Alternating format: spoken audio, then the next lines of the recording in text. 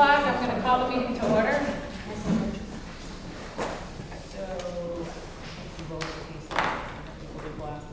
So I just wanted, this is Erin's first official meeting. So she's been with us since July 1st, and I know your feet have been on the run since you joined us. So for those that didn't make last Tuesday's meeting, I'm sure Erin will go over it, but she had a fabulous little meeting here with good attendance. I'd say about 40 people came and introduced herself to the community at large, went over her goals, her background. It was very exciting, and I know she's been meeting with a lot of people. So with that in mind of bringing on new administration and a new principal, I just wanted to say to you guys that we've heard you, and now that we have our new principal up and running here, it's time for the board. We may or may not have a new person on as well this evening. Join us. We are going to have a workshop with the New Hampshire School Board Association to go over our updates on roles and responsibilities as a board. So we'd like to do that as well. There's been overlap and such, so we want to make sure our roles are more defined so that we can better support Erin moving forward and make sure that she has what she needs from us and vice versa. So I think this is a really good time to do that. So we're going to take advantage of that and do that. So I think that was it. And then and I appreciate your concerns and your support. I mean, we're all here for the children and what's best for the community and our children, and that's what I stand behind. So I'm really excited to move forward with this and with Erin. And with that, I'm going to turn it over and approve the minutes. Make a motion to approve the minutes from 6/19. Second. All those in favor? All right. And open it up for citizen comments. And just for Lloyd and for everybody else, if you have any comments, just state your name. Hey, Jen, before we go to the comments, can I ask for us to amend the agenda so that we look at talking about a new school board member at the beginning of the meeting as opposed to the end? We can, but she still has to be sworn in, so she won't be an active school board member until she's sworn in. That's fine. I still think it would be important, especially because we're going to talk about committee assignments and whatnot, that we bring that in earlier. So this would be a great time to make that happen. Okay. We can do it after citizen comments. Sure. Okay, that's fine. Okay. Do we have a formal motion for that, or what's the You process? can make the motion again after Okay. citizen comments. We'll do that. All right. Citizen comments?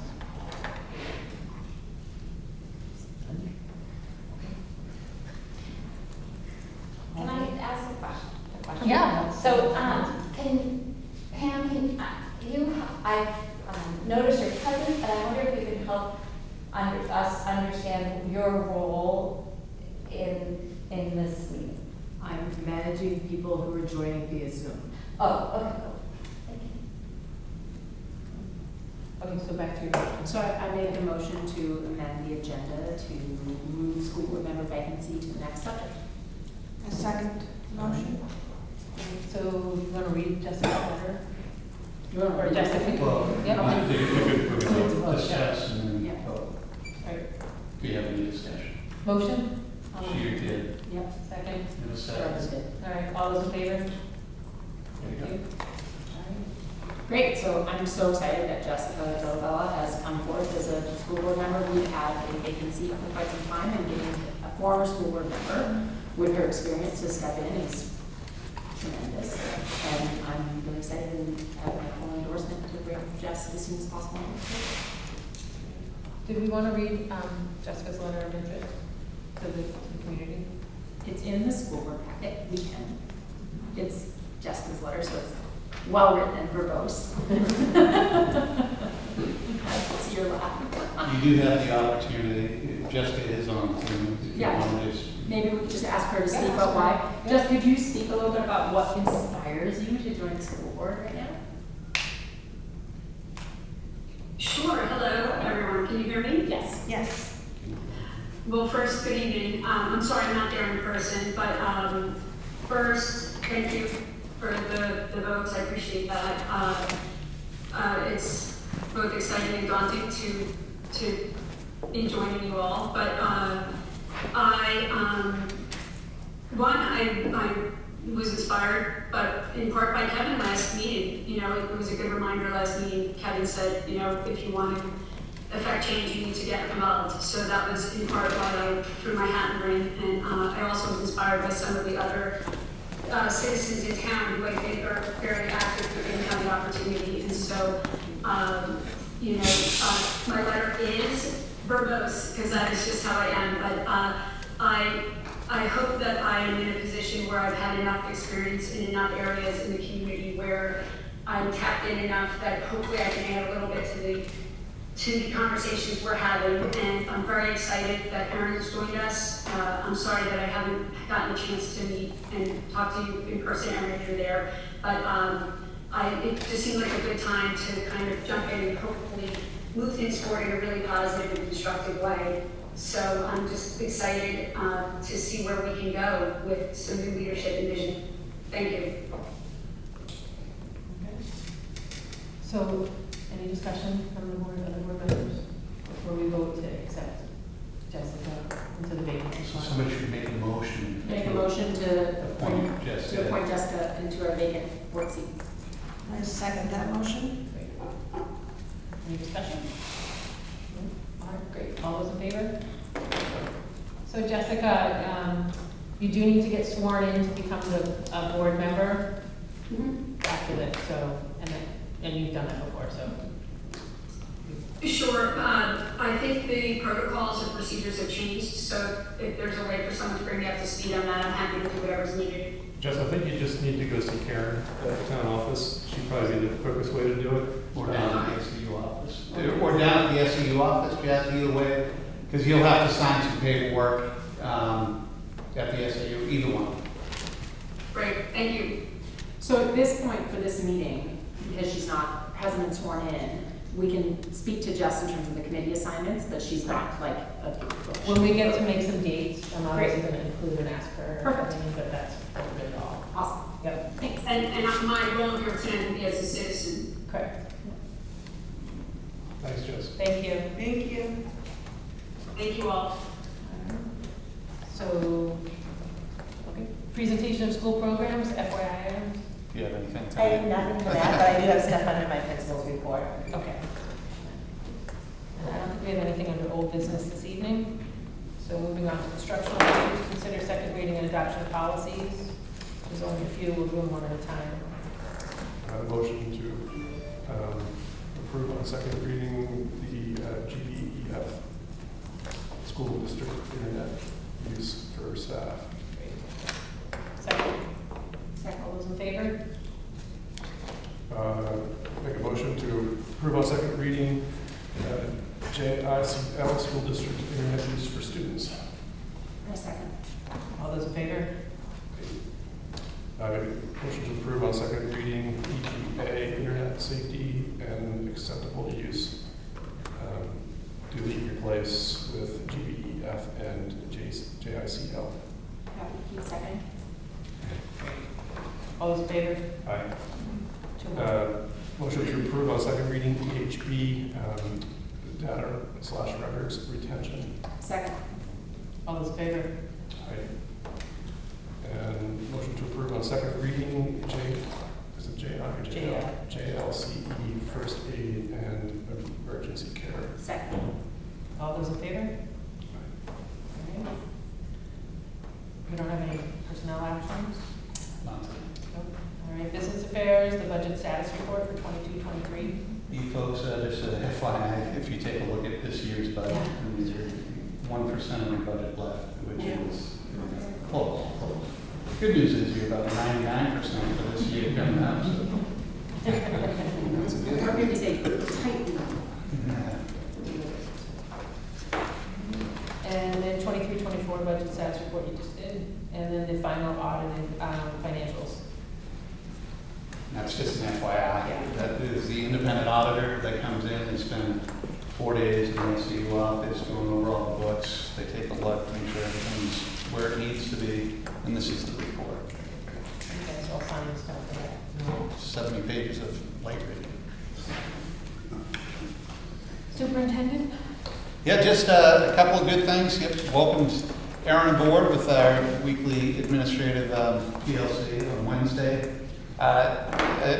You know, I don't typically hum praise on people early on, but I'm very hopeful that she's the right person for the job here. So I have a lot of confidence in her. She'll need your support, obviously, as board members. But we hired her to do the job, and I have a lot of confidence that she will do it and do it very well. Other than that, I know we have, we've been working on hiring and going through applications, some interviews, so we're hopeful that come August we'll have. One of the things that I would like to do with the board is ask for your permission. I would like to poll the board, so you don't have a meeting until later August. So if we get a candidate that I'd like to recommend for hire, so we don't lose a candidate, because there are a couple right now that we're waiting on. So what I'd like to do is poll you folks electronically, and then we'll confirm it at the August board meeting. We've done that in the past, so don't be surprised if that's happening. But other than that, no, we're just kind of gearing up for summertime, goal setting, and all those pieces moving forward. A lot of work with you folks coming up. We'll be talking about a little bit more. And no, we're off and running. Thank you. Erin? I just want to highlight a couple of things in my principal's report about building priorities this year. Obviously, hiring is at the top of that. So we are being very proactive with that, looking for the good fit for our community. Climate and culture is also one of my top building priorities this year. And I just want to say thank you for the warm welcome and to the community who has welcomed me very warmly here. It has been a true pleasure. Over the past 2 weeks, I've met with many parents, community members, parents that have had students here, staff members. So I've spent my first couple weeks just gathering information and data. And the conversations have been very enlightening. They've been enriching. They've been extremely helpful. And I have more meetings coming up in the next couple weeks. So I've really appreciated that feedback. So when we move forward to set our goals for the year, that has been extremely helpful. And it's just given me a good pulse of the Jackson community and how much support there is here. So I'm hoping to tap into that. I was able to meet with some staff members today just to look at some different nuts and bolts for next year. One thing that we are excited and something that I'm excited to do is come up with a community theme, a school year theme that we can share with the community, parents, staff, etc. Just that we can bring events in around. So one that, the theme that we're going to move forward with this year is learning, community, and fun. And just get back to the basics. That's part of our pledge, and that's just some very basic tenets that we feel we can build a lot of community events around and things we want to look at. So that's something that we're super excited about, and that's all I really have for tonight. But I look forward to longer report for the future. I've only had 3 weeks, so I did the best I could there. But thank you. And you can ask the board if they have any questions. Do you have any questions for me? No? I'll bring the timer No, out. I'm very happy with that. We may have to bring a timer out. Long reports, all the time. Thank you. Thank you. Excellent, thank you. So moving on, committee reports. So I think we should continue where we are right now and wait until Jessica comes on, and then we can review our committees. No, wait for that one. Yeah, I'll wait till the next meeting for that. For committee assignments. Okay, got it. The policy committee, we just reviewed. Personnel committee, we didn't meet. It's a lot. Facility transportation committee. Anybody? I didn't see on the agenda, this is $5,000 grant, you were there? No, so Is we it- have to so accept that. is- So we can do that. I was trying to get the background information. Do you know anything about that $5,000? Victoria was going to get you something regarding that.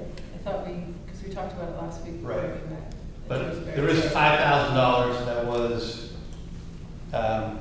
Donated donated. for the I don't have the details on it, but it's kind of. So, what, should I make a motion to accept it though, so that we can accept it?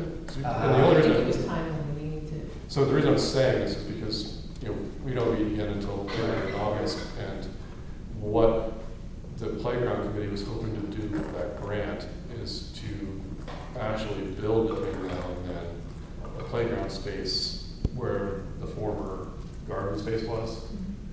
So that area on the other side of the building there, we were actually hoping to fence in, put in some kind of lower grade students in there.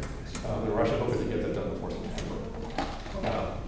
So, and we were going to use the grant money that Victoria Hill had gotten to do that. So she got a $5,000 grant. We're not exactly sure where it's from.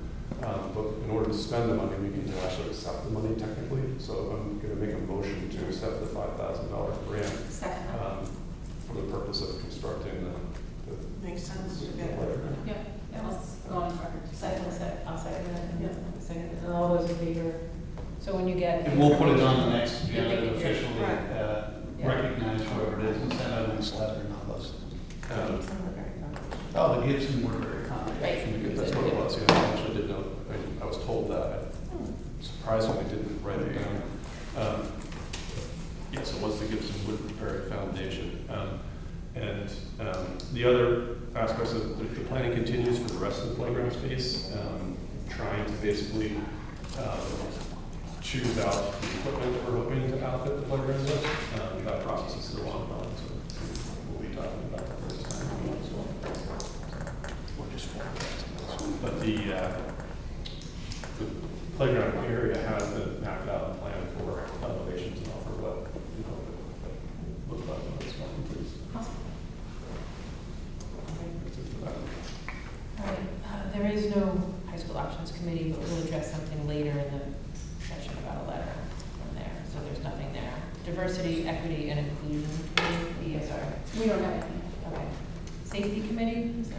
So, actually, if we could take the safety and the Whitney Center together, I'll meet with Erin, sometime before August or maybe into August, and talk about what we want to do for safety. Last year, there was a big booklet that had to be filled out for the government, and all the things you're doing. But just as they get back to school, what the safety protocols, things of that sort. So we'll talk about that, and then it kind of overlaps a little bit to the Whitney Center, your usage and their usage, and I can explain the role of the school board members been sitting on the Whitney Center committee. They've kind of divided that up where now this programming is kept separate from the usage. We kind of meet, and so kind of my responsibility is making sure that the usage of the building, fits in with what the school does. And I don't have to worry about whether they're having ping pong or whatever. So they kind of divided those up, which makes it a little bit easier. But I'll meet with you and get on your schedule. Strategic plan update? There's not a direct update, but I would say, because Erin, you're stepping in, there was a bit of there's the goal to have quarterly reports out on that, so I think it's really a great opportunity to step into that, and as it works with your onboarding, to have those conversations with Kevin and Jerry and I as part of the strategic plan committee to pick up that torch and really be maintaining it. I think it's pretty critical, and also another way to have transparency with our community.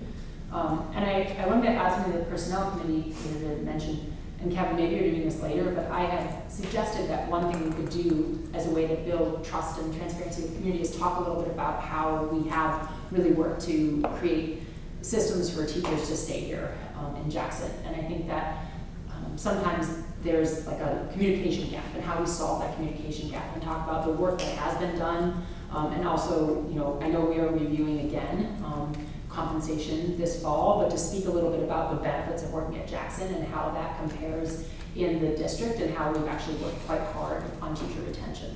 I think that. So were you going to share something about that tonight? I can do that, sure. Yeah, I think that'd be really helpful. So we typically will meet probably next month going into budget season. So a couple of things that have occurred that have come into fruition. First of all, Jackson, you folks have a very competitive salary schedule for hire. And you've done a really good job. It's a non-union, so it's not a collective bargaining agreement, so it goes through policy. The committee, personnel committee recommendations go to the policy committee. Their meeting minutes, they go with those pieces. They're online. We take a look at comparables. They're what we consider Comp 1 and Comp 2 that were outlined in about 34 different schools that we do take a look at, salary schedules, benefits, and all of those pieces. Jackson has a very generous benefit package as well. So if people who stay, they can accrue some really good benefits along the way, and their salary schedule actually moves up pretty significantly. You have sign-on bonuses that were created.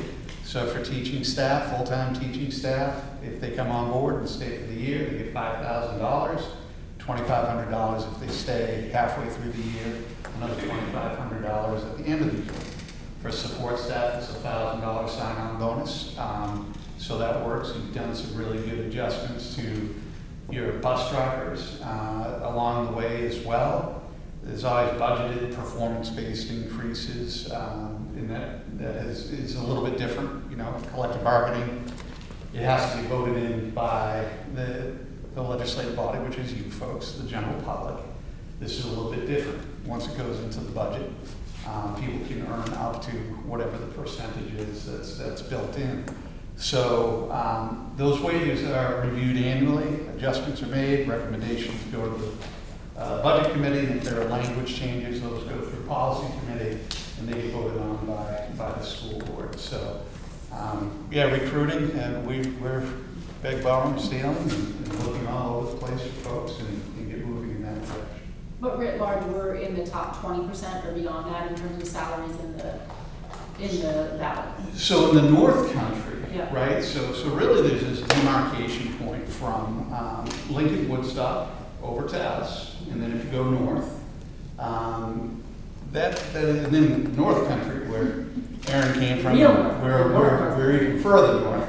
But that seems to be the line because you have more rural, schools and those type of things. So yeah, Jackson is definitely the starting salaries at $45,000.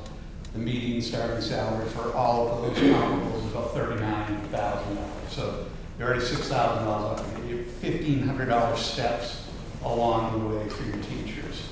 And then once you're off, there's a potential to get even more. And then you have those bonuses that are built in. So it's really a competitive package for hiring teachers.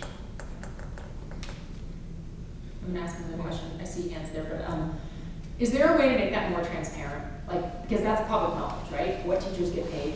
Oh, yeah. So can we go an extra step? I think that there's been, especially with the personnel changes that we've had, and people, I've had questions posed to me and heard questions. Can we do something as opposed to, you can dig around and find it, meaning if you want to take 2 hours and be really good at finding this, can we do something to say, hey, here's how our teachers are paid and putting that on our website? Are there things? So in the annual report, Yeah. annual report every year, it's on the SU9 website, plus it's in the booklets.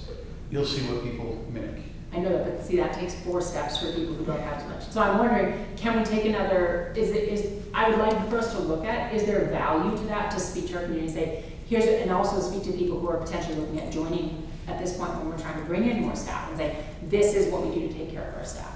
So not just find it in the annual report on this page, but actually putting that somewhere on our website, et cetera. Oh, you mean for a recruiting standpoint? Or just recruiting and community information. And so I would also say like from a retention standpoint, which is basically what our retirement package looks like. Absolutely. And how that looks like through retirement years, even through Medicare. Like that's information that wouldn't necessarily be in the annual report. Yeah. But that's, it's like, yes, we do a lot to try to recruit teachers, but we also do a lot to retain them. Thank you, John. So we could put that information out, like what does our benefits package look like on the retirement side to incentivize teachers to stay here through at least age 55. And then how they would benefit every year after that. That's information I think that I've heard questions from the community asking a lot about that. Like what are we doing to retain teachers? And I feel as though we're doing a lot to retain them. We're doing the best we can. And that support has come from the community meetings. Like when the community votes to support our budget, like here's what they're actually voting to support. And it's it's a retirement package and benefits that is probably the best in the SAU 9 anyway. Maybe even by a long shot, and like how that can translate into extra dollars for our staff. That's information I think that we can somehow and maybe it just takes putting it on the agenda for next meeting and discussing it that way. I'm not sure what the best way. What do we need to do website more? somewhere. Somehow on the website, like, if it's what we do, how, and I don't know, where this falls. Is this the principal's office? Is this the SAU saying, how we support our teachers, how we retain them, and then having that accessible? And even maybe it says to see what current teachers make, click here, that's fine. It doesn't, you know, but just so it's really easy and at people's fingertips versus having it in a meeting with people have to dig through. And I would put it on, I would put names for Yeah. that kind of information. But it is public. But it is, I know it's And- public, yeah. So they have, you know, they can know that it was in Connecticut all the time. Yeah. You know, Yeah. the day after that was in the newspaper, trust me. Well, we're talking about what our retirement's back in. Right. Oh, retirement. But it- no, yeah, but isn't there even like one chart that chart? And then the retirement might be separate, but I'm thinking the salary scales, you come in here and you're on this. Isn't- Oh, yeah, that's one page. simplified. And That's the one page right, that's that's easy. there. So that can be But taken there are out other there. pieces too, like the health insurance. So Jackson gets a benefits cap Right, that they get nobody that. else gets. So Different it's a stuff. deductible plan, but it's fully covered and fully taken care of. And, you know, percentage for dental is higher than everybody else. And so there are definitely some pieces that we can put together. Maybe I'll draft a summary page. That'd be great, Yeah. For the Yeah. Put a little link on the website that says, why should you Absolutely. come work at Jackson? And why did you stay? You got it. Until you're I'll be up front. Thank you, Evan. retired. Can this pertain to this? Yeah. Yeah, pertaining to this. So it's, if I remember correctly, Jackson still has a bunch of benefits that like Conway has gotten rid of a long time ago, including the principal's discretionary bonus structure. Is that correct? It's not discretionary, it's tied to the evaluation. So there are 4 different categories, so it's, you know, needs improvement if you're proficient. And then if you get to be distinguished, it's a $500 one-time bonus that people can get. So where do bonuses in the budget come from? How do staff members receive bonuses? They get a check, What are they, who gives them? the district does. It's based by the evaluation. So if their evaluation is distinguished, then they qualify for a $500. That's for teaching staff. What about non-contracted? You know, off the top of my head, I have 12 in my head.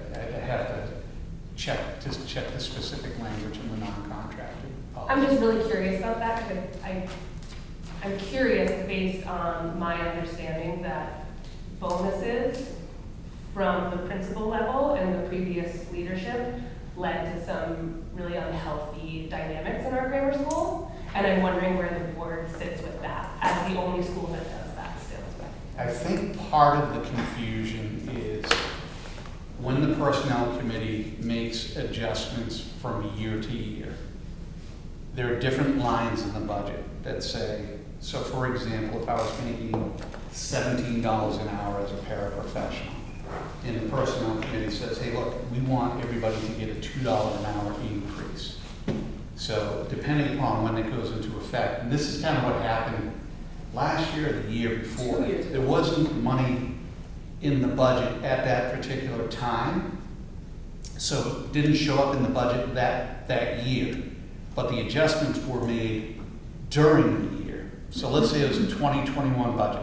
That gets established in March of 2020. So I budget Micah at $17 an hour. Well, what happens is, in the budget is your $17 an hour. And then if an adjustment was made in September of that year to $19 an hour, there's going to be a big discrepancy from the 2021 year to the 2023 year, which was, I think, what happened last year. So, and then we also budget, you'll see different lines that will have a 3% performance perhaps that's tied to the non-contracted salaries. So we have to budget that full amount. That doesn't mean that they get the full amount. Same thing with, you know, SAU administration or building principals, those type of things. So even though, let's just use $90,000, $100,000. So I may have a line in my budget that says my salary is $100,000, but down below it'll say $3,000 for performance. That doesn't mean that I'm going to get the $3,000. If I perform at a certain level, I might get $3,000, but I might get $2,500, or I might get $2,000, or even $0. So It's very confusing the way that the budget is developed, but it has to be developed that way. But I think that was a piece that people didn't recognize was when adjustments were made to the non-contracted folks, it was made across the board. It was like a $2 an hour increase. So those weren't in the budget at that year. And then there was another adjustment that was made. These folks have done a nice job of trying to raise those salaries. But it was pretty equitable across the board. And am I correct in thinking that we're the only school that still does that in the SAU? No. No. I'm sorry to interrupt. Jess can't hear the questions, and because it's turned into a dialogue, it's hard for him to Rotate it. rotate it. So if you could either repeat or Right. slow down so that I can rotate, Okay. she would appreciate it. Okay. But there's something about our bonus structure that's different than others. So when you don't have collective bargaining agreements or unions, right, that's where it gets a little bit funky. For example, the board has made adjustments. I make a recommendation for salaries for people coming on at the top scale. Well, that's my recommendation. The board can then say, okay, I can offer $58,000 a year, but they can adjust it beyond that. And that's happened a couple of times as well.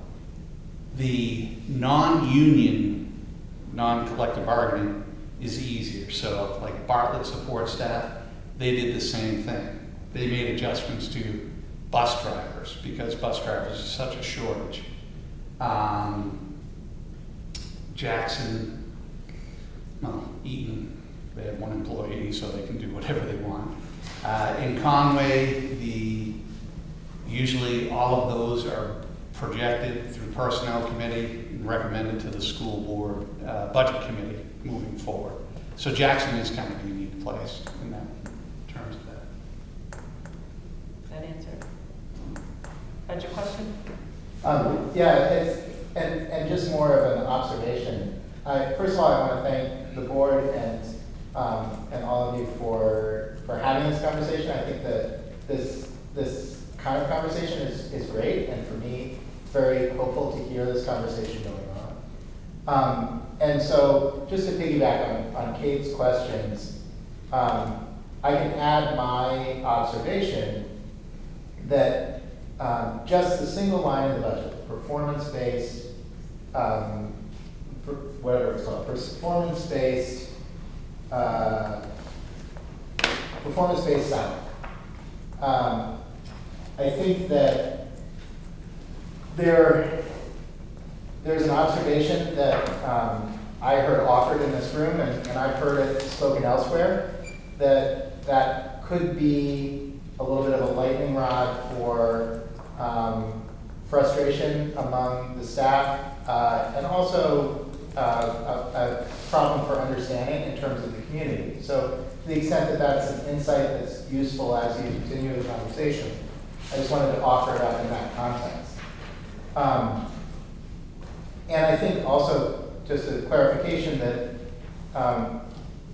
it doesn't seem like what we're talking about is a $500 salary line. It seems like in many cases, this amounts to a great deal more than $500. So I just wanted to share that observation.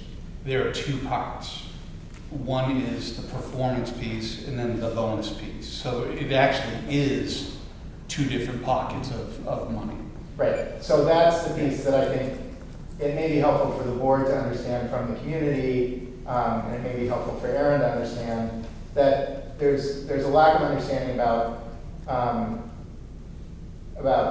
how those determinations are made, and there's the observation that there may be some uneasy feelings about how those things are portioned out in real practice. And I understand that salary and bonus, like, this is a hornet's nest. There's no possible way to negotiate this without hurt feelings. And so I appreciate your leaning into this and having this conversation. But I think along that, we're also a public board, and this information is publicly available. So I think that we can, like, how we manage that. I think that it would be wise for the personnel committee to review how are we managing those two line items. are they both still what we want to be doing? Are there other systems? I think this is a great time to look at that and review it again. So that's what I would recommend as a member of the personal. With input from the staff? Pardon? With input from the staff? Input from the staff. I mean, I love staff input, Jones. Yeah, but I think for your point in hearing that, right, I think that, like, if there has been, well, so much of the work that needs to happen right now is to have people feel like there's trust and feel like there's dialogue and that we want to hear everybody's input for staff, for community members. So if this is something that is very complicated and that does not felt fully in the light, then we need to figure out how to fix that. So absolutely, I think we need to look at it, what would it mean to have input from the staff, how would we go about that, and have a really candid conversation. I think that would be, back to Erin's, that would be in Erin's wheelhouse, more or less. And often what happens is we do the policy increases, we do the pricing, we review policies, we review salaries as a board, and then we discuss it that year because we've made major changes and whatnot, and then what happens is we get new parents in, and we haven't done it. It happens all the time with lots of things. You think you've discussed it as a teacher, as administration, as school board, and then your audience changes because your kids move on and you forget to go back. That's why we had the budget system. They would assume you knew what, Friday afternoon was. And you're a kindergartner and you're like, I have no clue what Friday afternoon is and what do I have to do for that. So some of this stuff, obviously we put some of these places and changes in place years ago and we've been updating them. But you guys some of you maybe new to the system, and so it's good to review once in a while. But I think it's a good conversation for you to have and to think about how we want to use those and its effective and what the rest of the community is, and then how we can support you in the policy committee, Keith has a question. Go ahead. Yep. Who does the evaluation? The building principal does. And it's based on set goals that they set at the beginning of the year, or? Go ahead. Yeah, each group has an instrument and evaluation tool. So, without getting too much, but there are 4 domains that teachers are evaluated on, right? Planning and preparation, and then there's the set of rubrics that go with that. Domain 2 is classroom environment, so that has a set of rubrics that go through those. Domain 3 is instruction, and then domain 4 is professional responsibilities. For the support staff or the non-contracted, it's a different instrument that's used. It's got 5 different categories because their needs are a little bit different. But there's clear criteria that goes with that. And I have a quick question. Go ahead. Go ahead. So when I was last on the board, we looked at this, and I remember the concern was that there was a rubric and people followed, and it was the principal that evaluated it, and she gave the bonuses were always given because she felt uncomfortable differentiating, and she felt it was such a small community. So it's been a bit since I've been on the board. Without even talking about any specific staff members, is there ever a time you don't give out all the bonus money? I don't know that off the top of my head, yes. Okay, I mean, that might be something to look at, because we might just need to change that, the way we do that. And again, that's something that we should work with Erin on. So, yep, it's not really, I would defer back to the principal. We have a new principal, so. And I will look into that. I Yeah. have some experience with some of those conversations, so I'll take note of that, definitely look into that. And Jeremy, you had something to say? yeah, I just wanted to respond to Joan. Joan, every time that we've done these kind of changes, we've always had input from the staff, and I would assume that we would continue that in the future. Yeah, I was saying that, I'm sorry, I apologize, I was saying that kind of for Micah's benefit, because you were talking like, we have, in the 10 years I've been here, Jerry and us and other board members in the past have met regularly to talk about salaries. So it's not a new thing. Yeah. So like I just kind of was. Yeah, I think reinvigorating it and making sure that we're continuing to have that going forward. But I also want to just say a caution, Erin's new, and it's unique to Jackson to have the kind of conversations that we did in the past, Joan. And it might not look exactly like it did in the past, it might look exactly like it did in the past, but Yeah. I'm excited about moving it forward. Yeah. Whether we get the input directly from the staff or through Aaron and Kevin, I don't know how that's going to look into the future. But I'm excited about moving in that direction, but we would certainly have input from the staff in one form or another when we make these decisions, because you aren't unionized. And that's the biggest reason why we will be very, we want to hear what you have to say, for sure. And you've always given us that opportunity, you always give us that opportunity, and Erin's gonna do what she needs to do to make sure that thing fits. You know, and having spent a gazillion years in a classroom in a school, you don't just find out in June that you're gonna get the bonus. You should hopefully, you know, great administrator coming in here, know that, you know. We used to have to set goals, and, you know, and call them what you want. So you've got to have a conversation, especially in a small environment here with your principal, knowing what you're working on. Oh gee, you know, maybe your math lesson was a little weak, and what can we do to upgrade that? So I think that throughout the year, the feedback to the person in the classroom, and so that the bonus is not a automatic, and it's a, you know, based on the rubrics and all. So, and no comment, your principal, you're not run a school, so you'll do it the way, you know, that you're comfortable with your staff, and I'm sure, you know, you'll have input to that. And how are we doing this? I'm not worried about it. All right, great. I think those are some great ideas, and we'll definitely So to follow confirm, up. so Kevin, you're gonna come to us next meeting with here's a suggestion for how to give information Yeah. out. Awesome. I'll And do then some we'll hear from review, you. Okay. just some highlights. Great. And then we'll set up a personnel committee. Yeah, good. I think he's going to Matt do that. I'm not doing that. Sorry. That's something for his internship. Yeah. He did a good job for it. Okay, so moving on, we're gonna do the committee assignments once Jessica's on. And then the work session with the New Hampshire School Board Association. What we'd like is a good time of day that works for us, and then a particular week so that we can get it done sooner than later. And this is just with the board, or This the is the public board. This is just with the board. So it's a work session, it will be a public meeting, but it will be just the board that's. But it's a public meeting, okay, got it. It's just like with goal settings and whatever folks wanted to like consider. It's not goal setting, It's not though, goal it's setting. actually goal setting. No, but just Just like, like that, yeah. yeah, goal setting. The one thing I'm actually curious about is when we have, I'm assuming we'll have to have a half-hour public comment for that meeting. No, I think we would technically, because it's not non-public and it's not. it's usually, it's a non-meeting you can have with the attorney.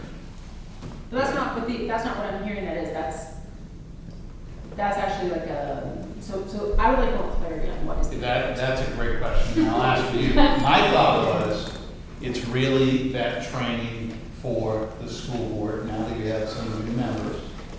And just, here's very clear, you don't want to hit reply all on your emails to each other, because then you're doing board work out of session, right? So you're going to be real careful about that.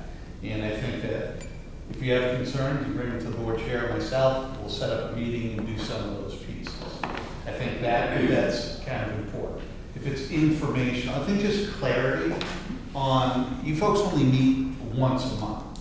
There's a lot of work that needs to be done. We're pretty good about, if we know these meetings are happening, we post every meeting that we can, agendas, we do the minutes, we get things here. Sometimes conversations in a small community turn into probably beyond where they should. And we want to be careful about that. Engaging the public. They'll give you the best, they'll probably tell you, public comment is public comment. This is your board meeting.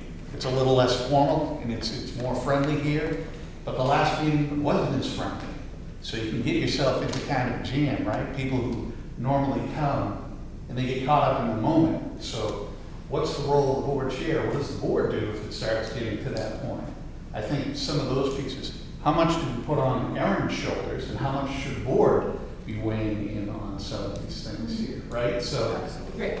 So in addition to that, I think I'd like to also ask for, I believe it's like a non-meeting with a legal counsel to talk about recent personnel situations. That would not be a public meeting. Because I think it has. So we can schedule a non-public Yeah, on the tail end of that. great, so we can economize having that person here, because I think that there's some conversation, Kevin, there's just some to be questions. clear, though, I don't think she's asking for a non-public, I think she's asking for a non. A non-meeting, Non-meeting. yeah. So we could have a roles and responsibilities open meeting and then a Yeah. non-meeting after that. After that, yes. And maybe we can clarify what a non-meeting, because I didn't understand what a non-meeting was, and so if we So- can clarify that. So there's only basically two ways we can meet, public meeting or non-meeting. In a public meeting, we can go into a non-public session. That's still just public meeting setting. It's just technically limited. So what a non-meeting is it's literally not a meeting. So when you meet with counsel to talk about legal issues, they have to be specific. It can't just be like, we want to get together Yes. with our attorney because we want to talk about anything. We want to, if you have a specific issue that you want to discuss with your attorney, that is considered a non-meeting. Great, so I would like to have It's a not subject to- non-meeting to discuss recent personnel issues and decisions. Can I ask a question on this topic? Could you, whoever is most able to, I'm not sure who to direct this question at, but could you please clarify what the New Hampshire School Board Association, the New Hampshire School Board Association, what they are and who they serve? And if possible, give an analogy, because it's really unusual, like it seems, from my understanding, reading about it, different from like the other professional organizations that I'm more familiar with in my field. So I don't know who can answer that. What is the New Hampshire School Board Association? They're a resource for school board members. They have attorneys on the staff. They work with legislators. They work with other attorneys throughout the state. The biggest thing I think we use them for is policies. That's probably number one. But if we have questions that are school board related, they provide a lot of trainings. Like these folks probably get emails once a week with different trainings. You're going into collective bargaining. They offer webinars for collective bargaining. They offer webinars for tuition increase. They offer webinars for public comment. They offer webinars for just about everything. Do we use them exclusively? No. The Jackson School District also has a district attorney, and we use Leslie Soul Kidder. And that is a legal firm that we use for specific pieces. In Conway, we use a legal firm called Drummond and Woodson. So there are different attorneys that we do use. New Hampshire School Board Association wouldn't weigh in necessarily specifically on any personnel issue here. Okay, they aren't the attorneys that we would use. We would use Leslie Soul and Kidder. So when you look at your manifest, there are bills that go to Leslie Soul Kidder. You have a membership to the New Hampshire School Board Association. It's like $3,000-4,000 a year. And that provides you membership to their policy databases in all of the trainings as well. So if these folks want to go to a training, you're a member, it's basically free. If you want a member, you have to pay a fee to do that. So Kevin, we're gonna have a non-meeting to talk about recent personnel choices. Who's that with? Is that with the New Hampshire School Board Association, or is that with their attorney? My understanding is that it would We can probably be talk attorney. about what it is that you want to speak specifically to. Okay. Because if you want just the Do you want general. to do that? How do we do that? How do you want her to communicate that? Oh, you can talk to me in 20 minutes when the meeting's over. Okay, I just, because I count. Because, and I will tell you that Confidential information. any of the attorneys will not get into specifics with you folks for your own protection. Yes, but I think there are some lingering questions that we'd like to have an opportunity to speak with legal counsel about. Sure. So that's what I want to make sure that we're set up and that we're picking the right group to have that conversation. Yeah. Okay, So it might be two different attorneys. got it. The only other thing I'd add to the school board association part is Jackson, I don't think historically has ever done this, but it's also a conduit for referendums to the state. And so to have a voice in upcoming laws that the legislature is considering, laws that groups are considering for submittal, like a lot of towns will be like, we want this bill to get to the floor, and New Hampshire School Board Association is a conduit that you can do that through. So if we had, like, we wanted to support one of the legislature bills, we wanted to be against one of the bills in the legislature, they would be our best avenue to use to do do that. So like if there's an upcoming bill that you see that you don't want to have passed or one that you really want to have passed, you could come to us and say, hey, could you go through the New Hampshire School Board Association to support this? And then we could have that discussion. So it is an avenue for, we're having bigger discussions outside of our district about the state and state bills. They are our best source for that. Jessica has her hand up, I believe. So Kevin, I heard you say that the New Hampshire School Board Association or the attorneys wouldn't speak to specifics, but obviously because the board has an attorney or advisors that you consult with. Who is it that you're advising with when you refer to someone? Like Jen referred to an advisor that she was consulting with an attorney. Who is that specific person you consult with? Because that would definitely be a non-meeting if you're speaking about specifics. Right, so I will call the attorney. I may have Jen in with me to get guidance as far as where that goes. Sometimes it may be the entire board. I've been in cases where if it's a termination hearing, let's say, the attorney will be in the room with you folks, and they will be there. We had a public case, I don't know, probably 6-7 years ago. The person went public and had their hearing in public, but the attorneys were there the whole time, and that would be there. You folks can call New Hampshire School Board Association at any time and get some guidance. Hey, this policy doesn't seem right, or this policy is right.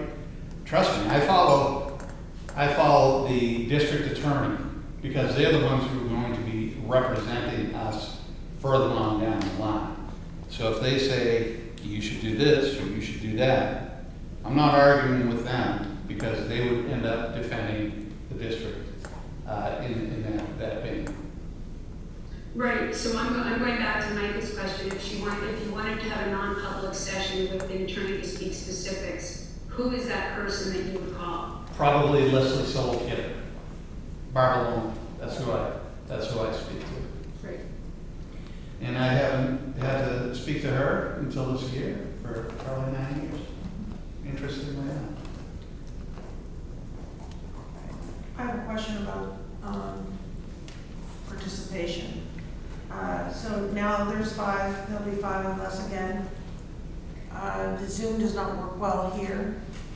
We have a policy if we are, So, excellent point. So, we can, if we have a non-meeting with Barbara Loman, I think it would be fiscally responsible to do that via Zoom with the 5 board members and myself. right, great. But I'm just saying generally going forward, as far as any kind of board meetings, we have a policy in place, It's state law. state law. State law says in order to have a board meeting, like Right. tonight, you have to have a physical quorum in place. A physical quorum. So on this board of 5, Again, at least 3 people need to be in attendance. the non-attendance that I'm worried about. Yeah. I'm So, just, two board members were called out back in March because they weren't at a budget hearing. Because there was no Zoom option. So I'm trying to prevent that. You know, as you know, I was gonna Zoom, there would have been 2 Zoomings tonight, and just. but you would have had 3 people here. Right, I understand about the here part, I'm just, is there a way to provide for the Zoom? So Do you want to this do all- Zooming? Is that Can- what you're asking? Like, Can we Zoom? Yeah, can we I think Zoom we need to upgrade our going Zoom forward? systems, having been on Zoom for the last meeting, which was its own She version of thought it how. was horrible. So I think that we have technology capacity, like asking for this capacity to be upgraded using an hour, whatever it is, so that when needed, board members can Zoom in and still play the role that they have. And my understanding is that it's a board's vote to be able to use Zoom. Right, that was what that's what the. So it's right in RSA. Yeah, exactly. It's whether or not you allow another member of the board to Zoom in is the discretion of the board. Of the board. So you can vote to allow that. There are some technical issues. If you allow it, then the audience needs to be able to see and hear the person that is zooming in Mhm. from, so you say if the person's zooming in from that end, that person's supposed to say who else is in that room I with understand them. that. Because I could do that. And so those are the technical aspects of it. And that's just to get the person's vote if necessary. There's no reason why, like Jess tonight, for instance, she's not technically a board member yet, but she's zooming in and participating in our conversation. Which I think works when we have a really small group, but when we had a big group, it was really hard. So I guess what I'd like to ask is like, is that Aaron, is that Kevin, is that us saying, how do we upgrade our systems so that we're ready to go on that? However, for as many board members So as it can. would be up for the board for us to design a better system and have it in place. That wouldn't be their Right. responsibility, unless we told them that was their responsibility to do that. And what I'm driving here is that what it would really matter is if we had a contentious vote on the board for something, and you really wanted that person's vote to count in zooming in. Then we would just want to make sure we have all our T's crossed and all our I's dotted. If it's just about participating in the meeting, where someone's not going to question the legality of a vote that's taken place, do we technically have to have the best Zoom system in place? I don't know that we do. But I think we should do it right from the beginning, is my sense, like looking at someone who's I from think another first we have to technical. decide as a board, and Yeah. we do that during one of our work sessions, is that what we want to? But why do we have to do it during a work session? Like, can we have the conversation now and say, hey, this matters, as people? I know who- Conway said no, like, I don't know if I would, Know what? His picture was on the TV. So, I mean, just for Randy. one more moment, explain kind of where I think we should go with this. Is either do it like we're doing and not worry about it, or if we want to do it for real, where they're really zooming in, which is set up the kind of system that they have at the SAU9. Absolutely. Because that works well. It's a big screen, it's easy to use, the whole audience can see who's there, you can see who's in the room with them. If we're going to do that, Zoom is going to be an important thing for us. We should set that, it's going to cost us money. I don't know, this is not the time of year to spend money we haven't budgeted for.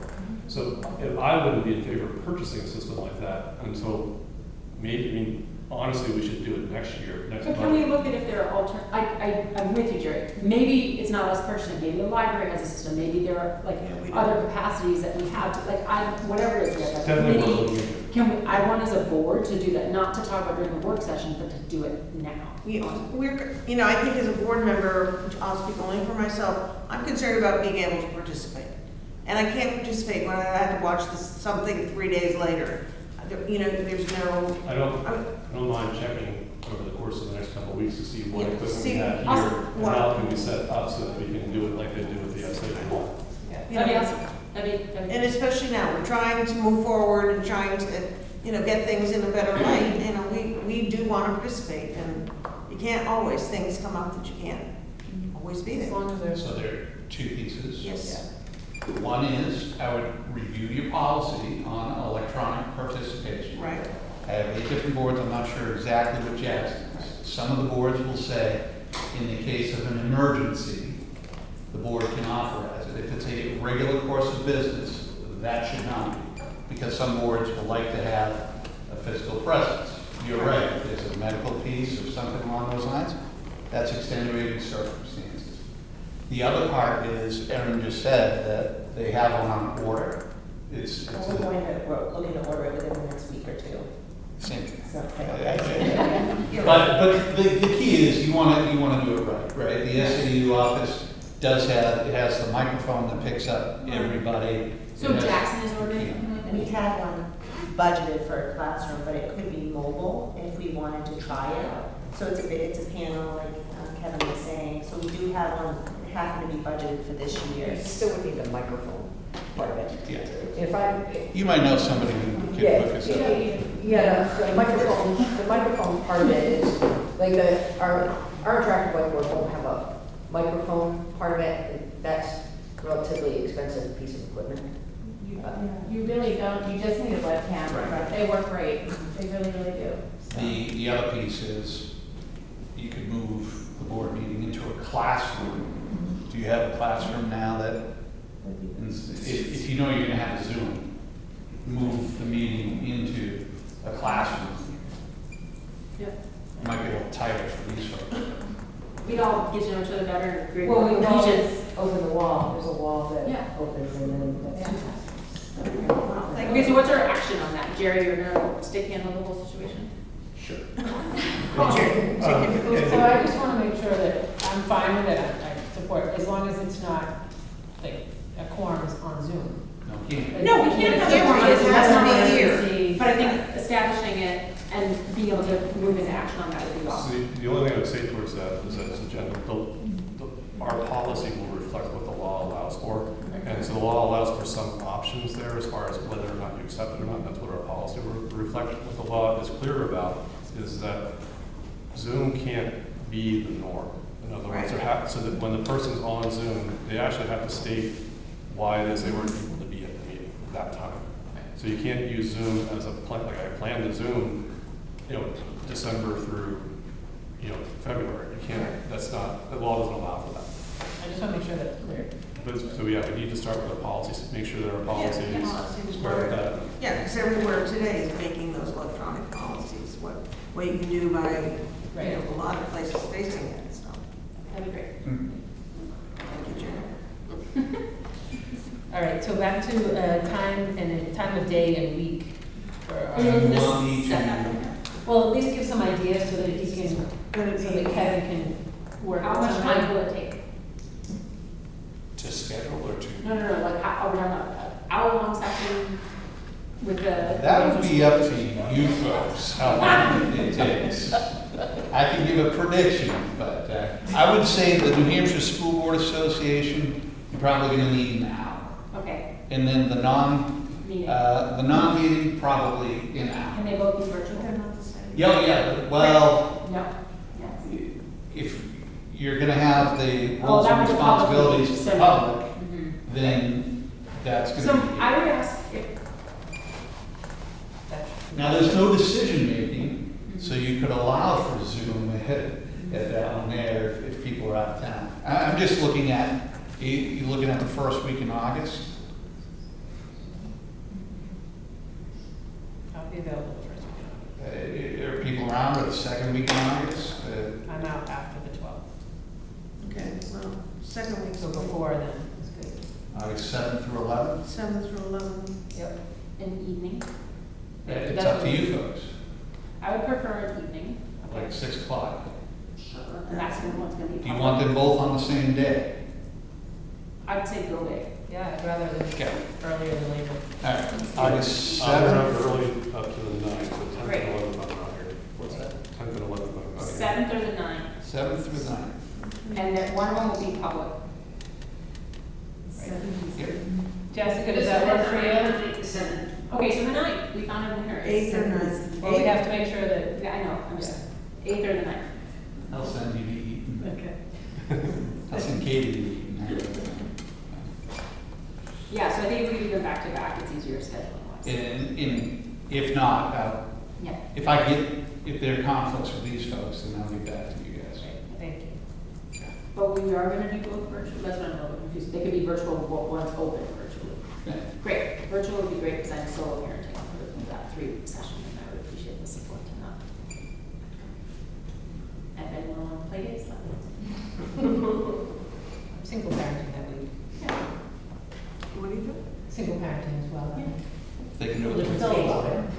No, Kate always makes me say solo, you're not single parenting. Very different. She's so upgraded me.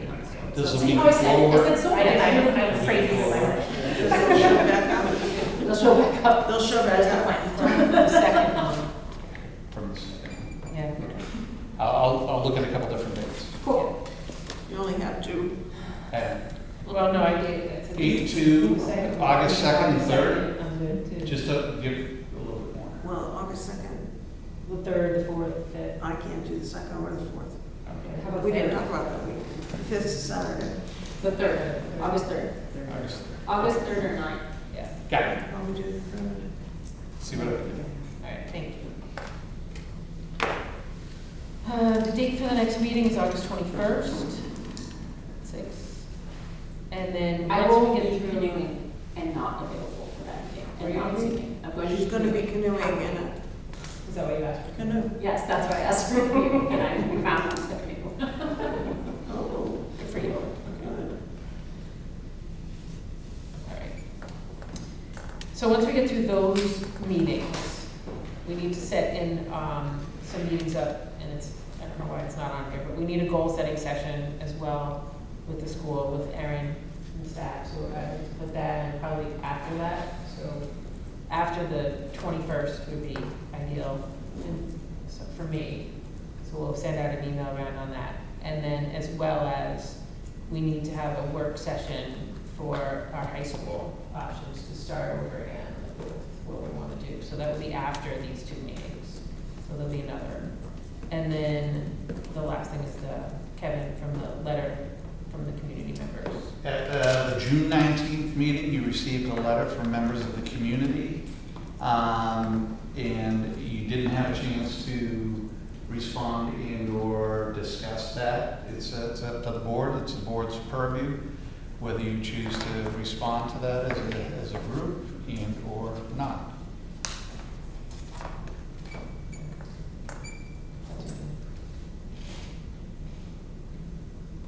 Well, I think it's really important to say something as a board in response to when our community reached out, that, I mean, that we've seen from our conversation now, from our last meeting with us, hopefully going forward, that we're here to support everybody's kids to access great education, and for staff to have a healthy and safe place to work, and for us all to be able to do this in community. So, like, nobody wants to be in a position where people are feeling that that's not happening.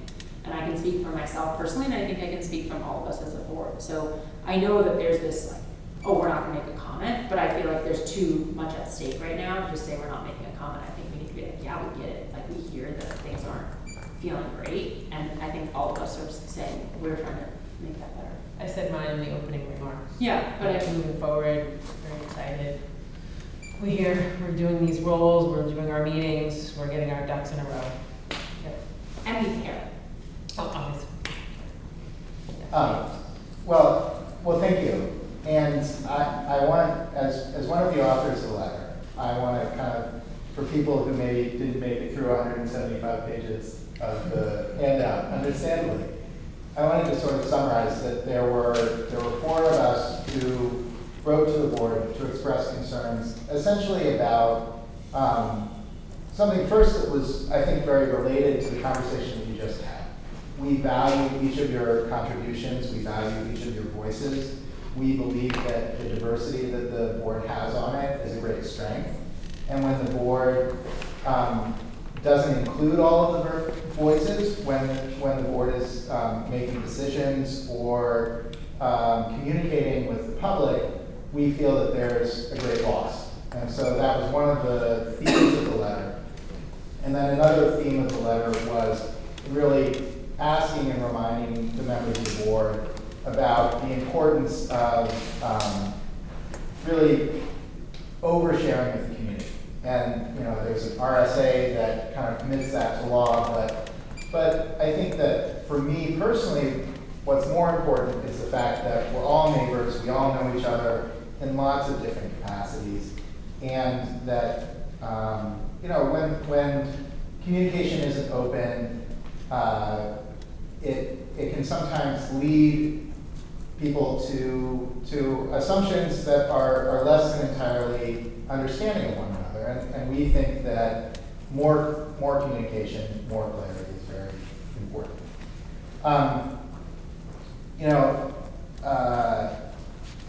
I think that the steps that the board took today for me personally, there are 4 authors of the letter, I'm speaking for myself, just by myself right now. And I think that the steps that you took today are personally very reassuring to me. I feel very happy about the conversation that took place today. I'm really glad that there's going to be some more inclusiveness, hopefully about Zoom, so that we can have every voice at the table. We value you each very much. I'm excited about the fact that Jess is stepping up to be a member of the school board, and I think that's going to be really helpful. And I agree with you, Micah. I think that I hope that the board chooses to engage us in some sort of a conversation. At this point now, in this moment in time, I believe that whatever misunderstandings existed can be solved just with dialogue. So I hope that there's a willingness to engage us in a dialogue. And so I'm not going to speak for anybody else, but I'm going to leave it at that I'm very open to engaging in dialogue. And I hope that it doesn't, as Kevin, as you pointed out, I hope that the choice isn't to just leave it with no response at all. Thank you. Joe, before we Yeah, go on, go ahead. I just wanted to clarify on the playground stuff, because this is probably gonna happen, hopefully, and it's good news stuff. Yeah, we did accept the $5,000, and I explained that we might be doing it before August, but that's actually not being totally clear to Erin, because she's probably gonna be in charge of it now. Because hopefully between now and August 21st, we're gonna have the opportunity to actually maybe start buying stuff for it. And that's gonna basically come from you and the playground committee at this point in time, which I'm on, so we'll have oversight over it. But are we okay that on August 21st shows up, that we need box and stuff for the playground and we're good with that? Yeah. Yes. Cool. Cool, thanks. Do you need, town volunteers?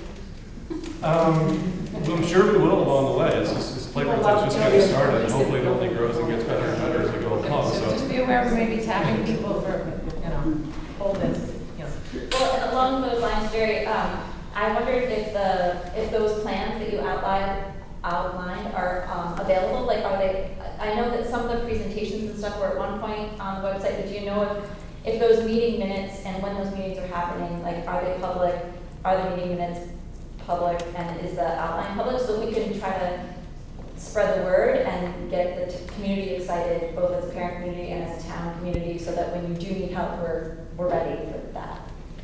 So that was part of our priorities too, is just getting up to date, which I haven't, I've been involved in it a little bit, but really diving into it and maybe put something comprehensive together that we could share with the community as far as what we've chosen for the playground to look like, the plans, the equipment, et cetera, and communicate that and see where there might be a need that we could utilize parent volunteers, et cetera. Perfect. It's quite the project. It's very exciting, actually. It's going to be beautiful. And luckily, we've had a lot of community members already step in to help us, for example, with the plans and the drainage, et cetera. So I will pull all that together and find a way to share that out. Thank you. That'd be awesome. Where do we stand with this letter response then? That's it? They don't have to write anything? That's all anybody said. Okay. Right. So citizen comments at this point, that's where I seem to be in them. Can I ask about the minutes and the use of e-news? It seems like the use of e-news for school board minutes has ceased. Use of what? The Jackson e-news. Sharing minutes on the e-news. I'll check with Susan on that, but she usually It says hasn't no. happened the last several months, and it's just from like an ease of use and Yeah, no, UI they should still be going standpoint. out, yeah. All of our boards report there, and it's really nice to not have to go digging around for them. Right. And I think that it lends itself to more community engagement and awareness when it comes to the e-news, and so I'd love to request that that continue to happen. Okay.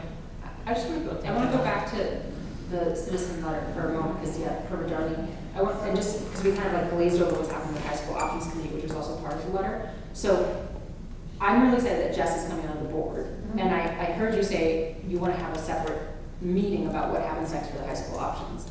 I want to do that soon, and I want to also look at how we make it less cumbersome, like instead of having to have That's a what the meeting. meeting's for, right? It's to, well, it's to reset the goals, figure out what the board wants, Yes. starting over. Yes, I guess I'm going to keep Yeah. advocating for, like, we have the information, there are people who are willing to compile it. Like, how can we not make it onerous as we move forward with it? And that's what we're gonna do, because we have to reestablish our goals as to what we need from it, look at what we really have, what more do we need. Okay. Can we just have that, can that conversation just happen at the next board meeting? Does it have to be a separate meeting? Can it just be a conversation at the board meeting? We could put away like an hour or 45 minutes to talk about it. It just seems to me there's a lot of, and from a school board, like work amount, there's quite a bit, like heart palpitations of all the extra meetings that are happening right now while running a business and raising a family. So I think that if we could do that inside of our board meeting, and because it's going to be a public conversation anyway, I think that would be fantastic. Okay, I was just trying to save time. Yeah. The board meeting. Yes. Yeah, these guys love hanging out. Let's just do it. We're already here. Everyone has already figured out how to be here. They've had, That's fine, so we'll put it on the agenda for the Great. next. Mike, and just to be fair to Jen here, Yeah. or any chairperson Yeah. that would be confronted with this, it was 2 or 3 boards ago where our goal for the board was to have meetings of less than an hour and a half. Ah, fascinating. Yeah. Um, I'd love that. Well, right, and everybody, and- Yeah, I just don't want to have 6 other meetings that also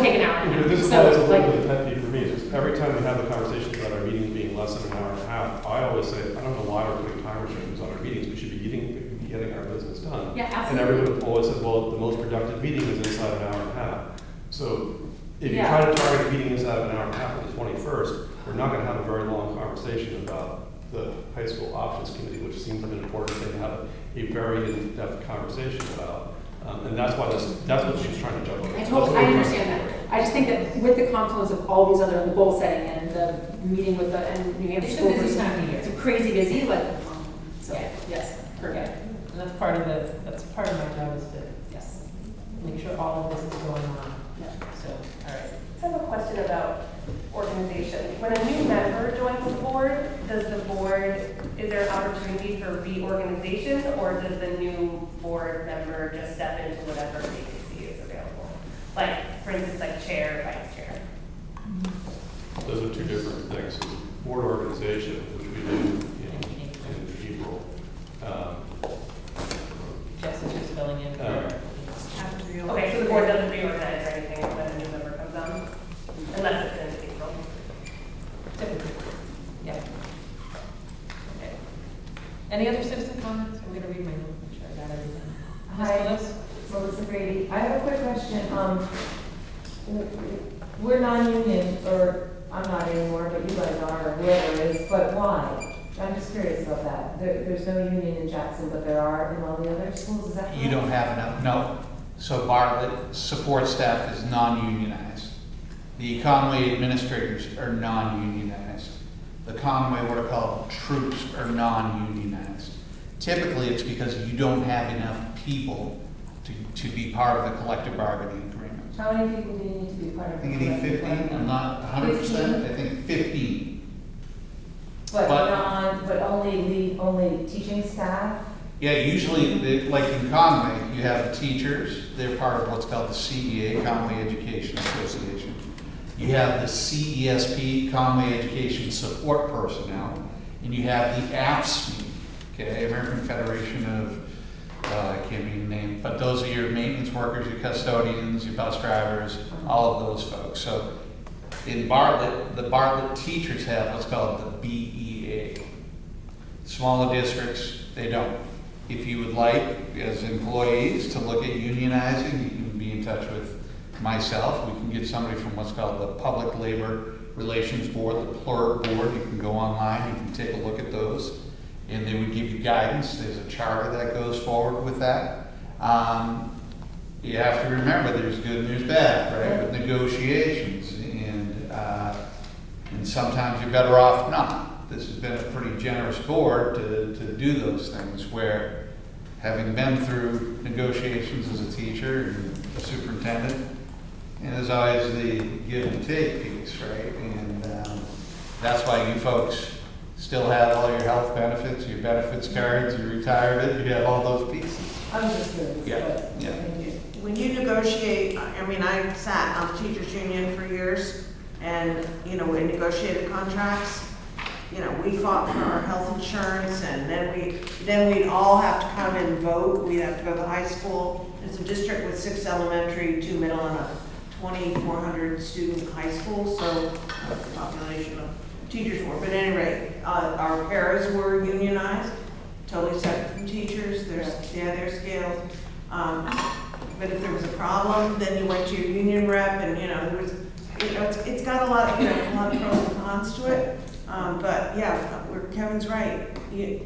Everything got negotiated, you know, our sick days, personal days, the day before a holiday, you know, whether you get that or not get that, and that was up for grabs. They give you a little bit more in dental care, well, a little less days, or now you gotta work, you know, 185, you know, and it's gotta be the 3 after the kids leave, so there's all kinds of pieces to The that. board made in-season changes to people's salaries. That, you know, it was basically a vote of the board to say, we're going to increase everybody's salary moving forward this year. And that's a little bit different, so. But if people are interested, I'd be happy to point them in the right direction. Any other citizen comments? We don't have non-public tonight? No. All right. Motion to Second. Thank you guys, thank you very much for coming. Oh, Jess has a, oh, Sorry, Jess, and I meant to say something. I forget that. No problem. This, it seems a little bit unrelated, but I had a question about, the House Bill 170 that amended the current law to, make the teaching of cursive writing and the instruction in multiplication tables mandatory rather than permissive. Instruction in both cursive writing and multiplication tables must be completed by the end of 5th grade.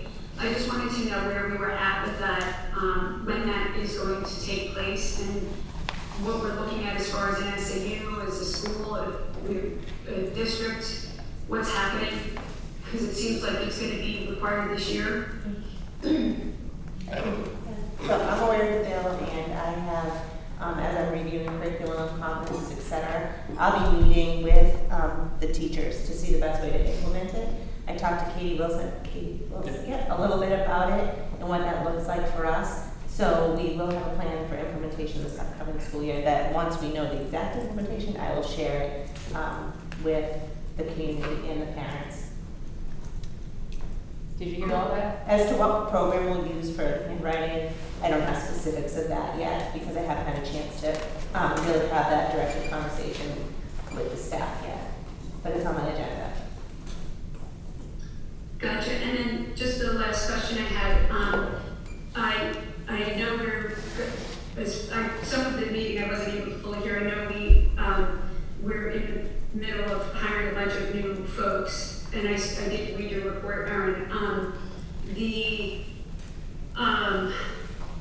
The curriculum and things like that, and so that the information about math, that all is just, all those changes, you're just going to be keeping everyone apprised of as people are hired and things like that? Absolutely, yes.